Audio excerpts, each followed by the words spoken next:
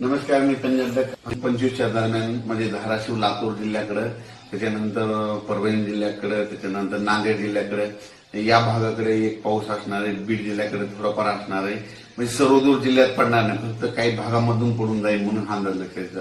म्हणजे सांगायचं झालं 26 जून पर्यंत असाच पाऊस राहणार आहे, विखुरलेल्या स्वरूपात राहणार आहे, सर्वदूर पडणार नाही म्हणून हे अंदाज लक्षात घ्यायचा.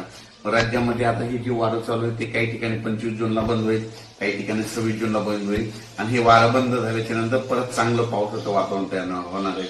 पण राज्यात मध्ये आता सर्वदूरचा एवढा पाऊस नाही. फक्त म्हणजे सांगायचं झालं तर कोकणात मध्ये सातारा जिल्हा, सांगलीकडला काही भाग, त्याच्यानंतर पुणे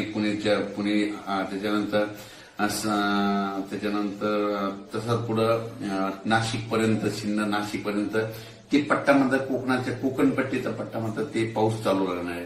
तिकडचा पाऊस काही कमी होणार नाही म्हणून हा अंदाज लक्षात येतं.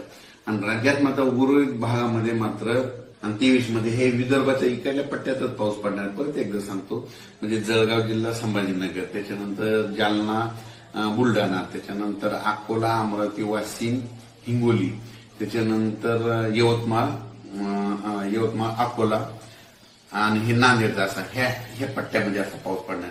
आणि परभणी जिल्ह्यात देखील थोडाफार प्रमाणात पडणार आहे. म्हणजे सर्वदूर पडणार नाही हे अंदाज लक्षात येतं.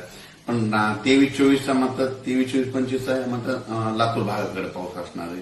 23-24-25 लातूर जिल्हा, त्याच्यानंतर धाराशिव, त्याच्यानंतर नांदेड, परभणी, बीड ह्या भागामध्ये 23-24च्या दरम्यान पाऊस असणार आहे.